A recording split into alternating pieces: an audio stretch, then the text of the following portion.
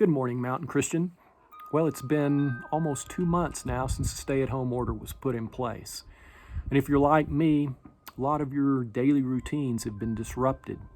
I mean, for me, wearing a collared shirt, this is probably the first time in almost 2 months.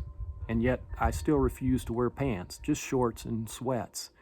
Another big routine that's been disrupted is just the way I eat. I no longer can just run into a fast food restaurant.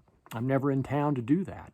And a sit-down restaurant, well, there isn't such a thing right now. So Penny and I, we've been eating every meal, 3 meals a day, that we cook ourselves. And this is a big change for us, a big disruption of our normal routine. And I got to thinking, if these basic routines are being disrupted, what about my routines with the way I connect and interact with God? Are they being disrupted as well? And I got to thinking, well, maybe this connection with food and the disruption with food could help remind me of the importance of the routines that I have with connecting with God. I mean, food is such an important symbol throughout the whole Bible. Consider one example.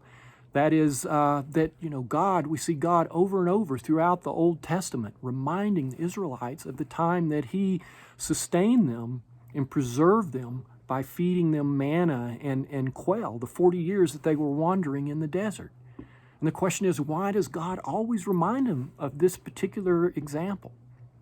Well, because they're always forgetting, right? They get into a difficult situation and they turn to their own strength instead of realizing how strong and how capable and how desirous God is to help us if we will just turn to Him. And so in the same way, are we being disrupted in this unprecedented time of uncertainty? We've never seen a situation like this. Or have we forgotten how big and how capable God is? And so have we gotten out of our routine of trusting in God? Another example is Jesus Christ, when He was led into the desert to be tempted by Satan. And after 40 days of nothing to eat, Satan comes in and tempts Him to turn some stones into loaves of bread and thus no longer depend on God's sustenance. Yet Christ answered him, He said that man shall not live on bread alone, but every word that proceeds from the mouth of God. This is from Deuteronomy 8:3, where Frank has been taking his devotionals recently.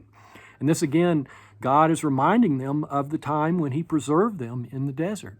And He's basically telling them, you can't trust in me if you don't know me. And so here is another important routine, a reminder that we need to be spending time and feeding on God's Word, to know Him so that we can trust in Him. So another important routine.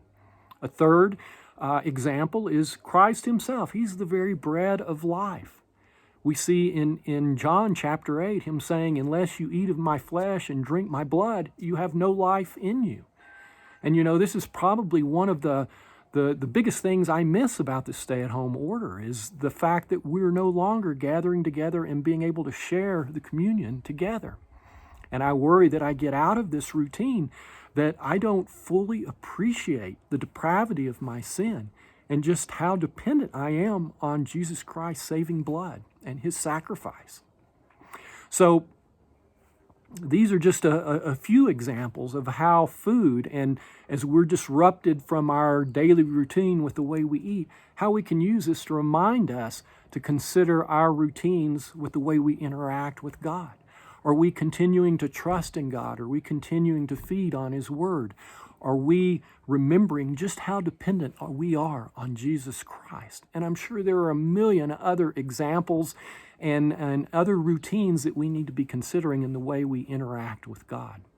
But as we do this and as we strengthen those routines, we will grow up in our salvation now that we've tasted that the Lord is good. 1 Peter 2:3.